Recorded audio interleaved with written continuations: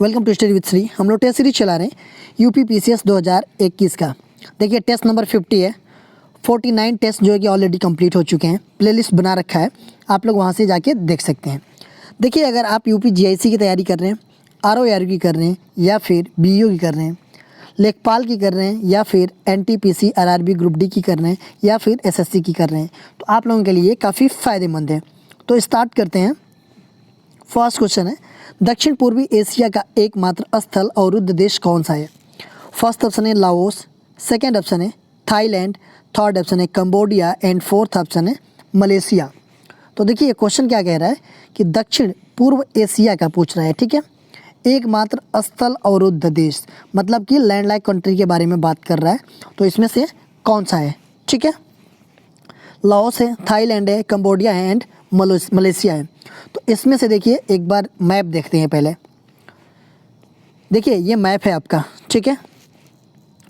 तो इसमें जो है कि ये हमारा वर्ल्ड का मैप है और ये जो है हमारा कौन सा है? ये लाओस है। देखिए ये जो है कि लाओस है, तो ये लैंडलॉक कंट्री है, ठीक है। कहीं भी मतलब ये किनारे पे मतलब जल से इसका कोई वो नहीं है, ठीक है। तो आपका कौन सा ऑप्शन हो जाएगा?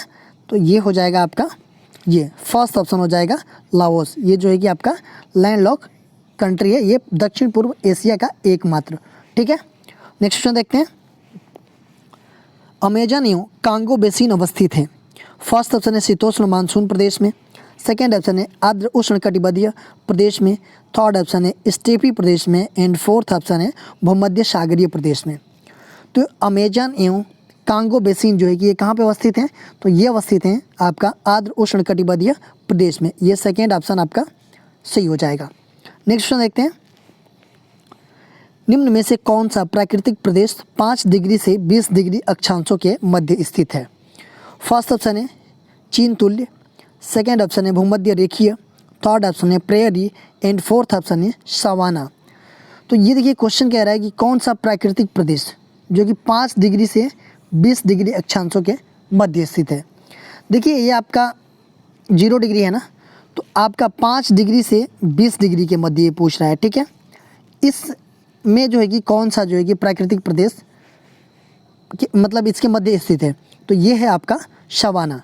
ये फोर्थ ऑप्शन सही हो जाएगा। नेक्स्ट क्वेश्चन देखते हैं। विटलसी द्वारा विश्व में कुल कितने प्रदेश के कृषि तंत्रों की पहचान की गई है? फर्स्ट ऑप्शन है 12, सेकेंड ऑप्शन है 13, थर्ड ऑप्शन है 8 एवं फोर्थ ऑप्शन है 9। तो विटलसी के द्वारा जो है कि विश्व में कुल कितने प्रदेश के कृषि तंत्रों की पहचान की गई है? तो ये की गई है आपका 13 प्रदेशों की। ये सेकेंड ऑप्शन आपका सही हो जाएगा। नेक्स्ट क्वेश्चन देखते हैं। चैप्रल वन मिलते हैं। फर्स्ट ऑप्शन है मध्य चिली में, सेकेंड ऑप्शन है इंडोनेशिया में, थर्ड ऑप्शन है कैलिफोर्निया में एंड फोर्थ ऑप्शन है ब्राज़ील में। तो आपका चैप्रल वन है वो कहाँ पे मिलते हैं? तो वो मिलते हैं आपका कैलिफोर्निया में। देखिए कैलिफोर्निया कहाँ पे है?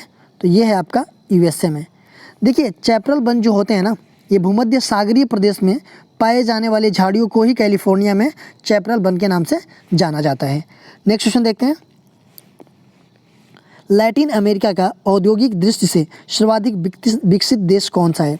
फर्स्ट ऑप्शन है कोलंबिया, सेकेंड ऑप्शन है ब्राज़ील, थर्ड ऑप्शन है चिली एंड फोर्थ ऑप्शन है अर्जेंटीना।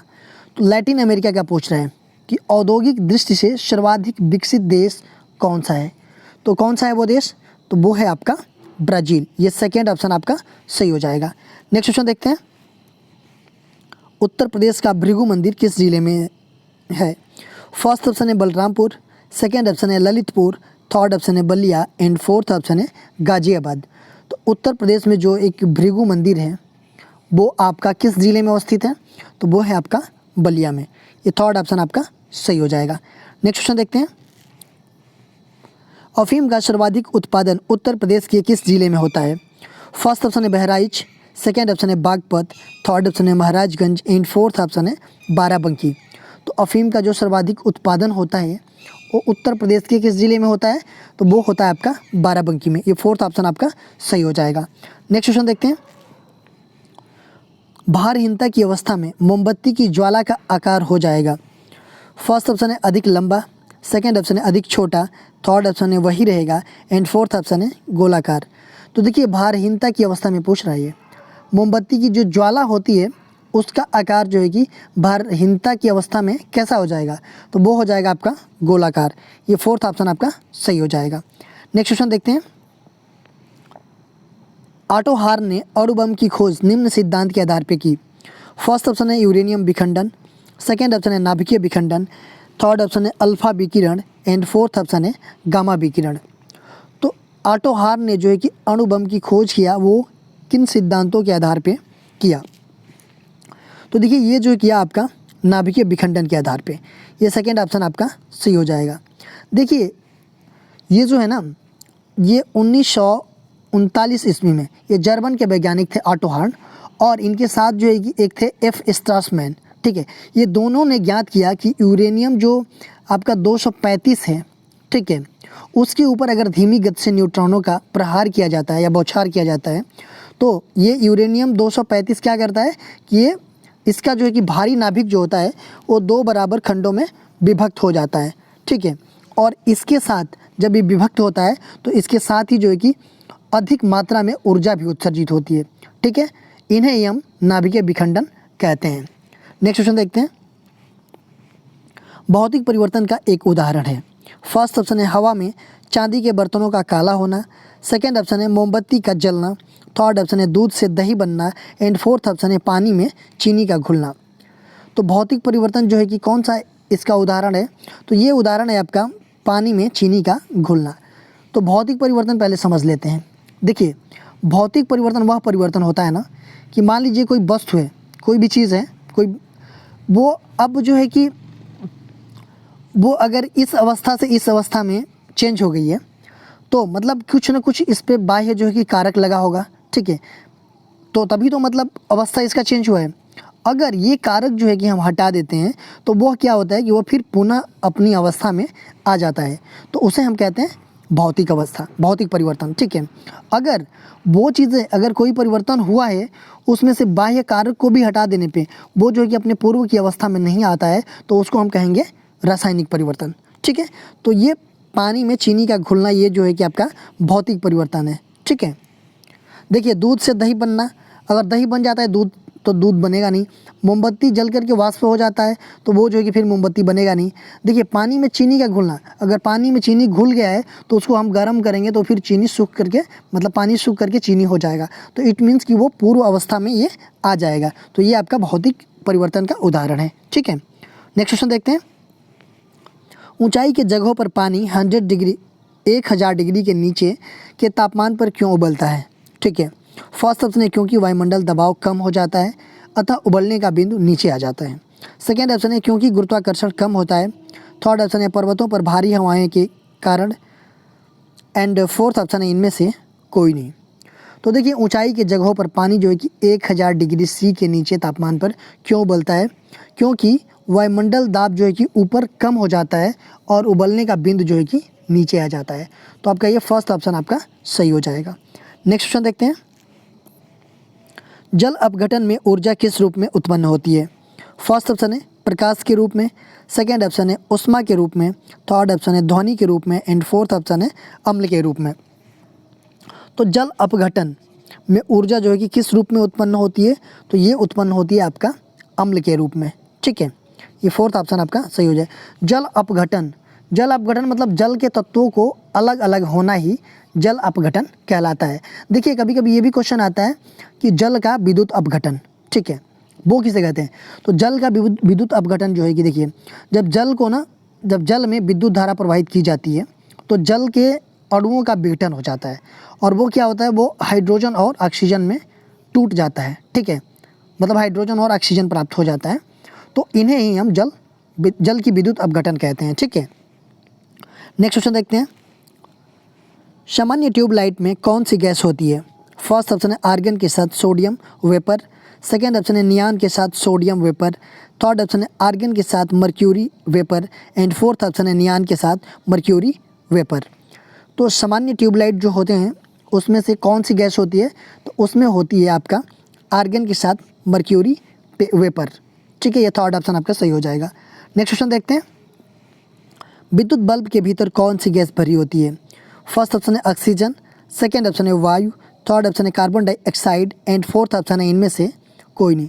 तो विद्युत जो बल्ब होता है उसके भीतर जो ये कौन सी गैस भरी जाती है? तो देखिए विद्युत जो है ना इसमें क्या होता है कि इसमें टंगस्टन धातु का एक जो है कि पतला कुंडली नुमा जो है कि तंतु लगा होता है बल्ब में, ठीक है, जो कि ये धातु होता है और इसका जो है कि ऑक्सीकरण को रोकने के लिए बल्ब के अंदर जो है कि निर्वात रखने की बजाय कौन कौन सी गैस होती है? नाइट्रोजन आर्गन गैस भर देते हैं, ठीक है, जिससे कि ये ऑक्सीकरण ना हो, ठीक है। तो इसमें से नहीं नाइट्रोजन है और नहीं आपका आर्गन है, तो इनमें से कोई नहीं हो जाएगा। देखिए विद्युत बल्ब का जो खोज किसने किया था? तो इसका आविष्कार जो कि एडिशन ने किया था, और कब किया था वो आप लोग बताएंगे कमेंट बॉक्स में मुझे, ठीक है। नेक्स्ट क्वेश्चन देखते हैं। द्रव्य क्रिस्टल प्रयुक्त होते हैं। फर्स्ट ऑप्शन है कलाई घड़ियों में, सेकेंड ऑप्शन है प्रदर्शन युक्तियों में, थर्ड ऑप्शन है पॉकेट कैलकुलेटरों में एंड फोर्थ ऑप्शन है उपयुक्त सभी में। तो द्रव्य क्रिस्टल जो है कि प्रयुक्त उपयुक्त में सभी में होते हैं। कलाई घड़ियों में भी होता है, प्रदर्शन युक्तियों में भी होता है और पॉकेट कैलकुलेटरों में भी होता है। नेक्स्ट क्वेश्चन देखते हैं। निम्न में से नोबेल गैस में से कौन सी वायु में नहीं पाई जाती है? फर्स्ट ऑप्शन है हीलियम, सेकेंड ऑप्शन है आर्गन, थर्ड ऑप्शन है रेडान एंड फोर्थ ऑप्शन है नियान। तो वायुमंडल में जो है कि वायु में कौन सी नहीं पाई जाती है जो नोबेल गैस होती हैं उनमें? तो उनमें ये रेडान है, ये नहीं पाया जाता है। देखिए वायुमंडल में आपका जो है क्या क्या पाया जाता है? नाइट्रोजन पाया जाता है, ऑक्सीजन पाया जाता है, कार्बन डाइऑक्साइड पाया जाता है, आर्गन पाया जाता है, नियान पाया जाता है, क्रिप्टॉन पाया जाता है, जिनॉन पाया जाता है, हीलियम पाया जाता है, ठीक है, वायुमंडल में पाया जाता है। अच्छा वायुमंडल में नाइट्रोजन और ऑक्सीजन कितने % पाया जाता है? आप लोग कमेंट बॉक्स में मुझे बताइएगा। देखिए नोबेल गैस कितनी है? तो आपकी टोटल जो है कि आपकी कितनी है? तो helium, neon, argon, krypton, xenon, radon, ठीक है, ये आपकी नोबेल गैस है। नेक्स्ट क्वेश्चन देखते हैं। चुंबकीय नीति मैग्नेटिक डीप की समानता वाले स्थानों को मिलाने वाली रेखा को कहते हैं। फर्स्ट ऑप्शन है आइसोडाइन, सेकेंड ऑप्शन है आइसोक्लाइन, थर्ड ऑप्शन है आइसोग्लास एंड फोर्थ ऑप्शन है आइसोनोमेलस लाइन। तो ये क्वेश्चन पूछ रहा है चुंबकीय नीति की समानता वाले स्थानों को मिलाने वाली रेखा को क्या कहते हैं? तो वो कहते हैं हम क्या? तो ये कहते हैं आइसोक्लाइन कहते हैं। सेकेंड ऑप्शन आपका सही हो जाएगा। नेक्स्ट क्वेश्चन देखते हैं। प्रकाश के डॉपलर प्रभाव द्वारा ज्ञात किया जाता है। फर्स्ट ऑप्शन है पृथ्वी की घूर्णन गति, सेकेंड ऑप्शन है भूकंप की तीव्रता, थर्ड ऑप्शन है उपग्रहों की परिक्रमण गति एंड फोर्थ ऑप्शन है तारों एवं गैलेक्सियों की गति। तो प्रकाश का जो डॉपलर प्रभाव होता है इसके द्वारा हम क्या ज्ञात करते हैं? तो ये तारों एवं गैलेलियों की गति ज्ञात करते हैं, ठीक है। देखिए नेक्स्ट क्वेश्चन है कि निम्न में से कौन सा विटामिन वसा में घुलनशील नहीं है? फर्स्ट ऑप्शन है विटामिन ए, सेकेंड ऑप्शन है विटामिन ई, थर्ड ऑप्शन है vitamin B and fourth option है विटामिन डी। तो ये क्वेश्चन पूछ रहा है कि कौन सा विटामिन जो है कि वसा में घुलनशील नहीं है। देखिए दो तरह की चीज़ें होती है, एक वसा में घुलनशील कौन है और एक जो होता है कि जल में घुलनशील कौन है। तो वसा में घुलनशील कौन कौन होते हैं? तो विटामिन ए होता है, डी होता है, ई होता है और के होता है। ये जो है कि आपका वसा में घुलनशील होते हैं, ठीक है। और जल में कौन होता है? तो जल में बी होता है और सी होता है, ठीक है। तो ये क्वेश्चन पूछ रहा है कि निम्नलिखित में से कौन सा विटामिन वसा में घुलनशील नहीं है? तो वसा में तो घुलनशील ए, डी, ई, के होता है। ए भी होता है, डी भी होता है, ई होता है और एक के होता है। बी किस में होता है? ये जल में घुलनशील होता है, ठीक है। तो आपका ये थर्ड ऑप्शन सही हो जाएगा कि ये वसा में घुलनशील नहीं है, ठीक है। देखिए कल ये क्वेश्चन पूछा गया था कि वोल्टा बेसिन की अवस्थिति बताइए। फर्स्ट ऑप्शन था घाना में, सेकेंड ऑप्शन था केन्या में, थर्ड ऑप्शन था मिस्र में एंड फोर्थ ऑप्शन था दक्षिण अफ्रीका में। तो ये वोल्टा बेसिन की अवस्थिति कहाँ पे है? तो ये है आपका घाना में। ये फर्स्ट ऑप्शन आपका सही हो जाएगा। आज के क्वेश्चन हम लोग देख लेते हैं।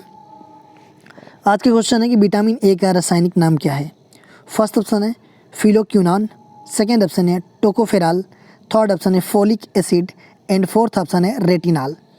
तो विटामिन ए का रासायनिक नाम क्या है? आप लोग ये कमेंट बॉक्स में हमें बताएंगे और इसका आंसर जो है कि मैं नेक्स्ट वीडियो में आप लोगों को बता दूंगा। देखिए अगर आप जो है कि इंस्टाग्राम पे फेसबुक पे भी फॉलो करना चाहते हैं तो आप मुझे फॉलो कर सकते हैं। इंस्टाग्राम पे हमारी आईडी है स्टडी विद श्री 25। फेसबुक पे एक मेरा पेज है स्टडी विद श्री के नाम से, एंड फेसबुक पे एक मेरा ग्रुप है UPPCS BEO RO करके, तो आप लोग यहाँ भी ज्वाइन हो सकते हैं। यहाँ पे भी स्टडी से रिलेटेड चीज़ें पोस्ट की जाती है जिससे आप लोगों को फ़ायदा हो सकता है। दोस्तों अगर वीडियो अच्छी लगी तो आप लोग लाइक कीजिएगा, सब्सक्राइब कीजिएगा, अपने दोस्तों में शेयर कीजिएगा। अगर वीडियो अच्छी ना लगे तो आप डिसलाइक कीजिएगा और कमेंट बॉक्स में मुझे बताइएगा कि डिसलाइक क्यों किया। वीडियो देखने के लिए धन्यवाद।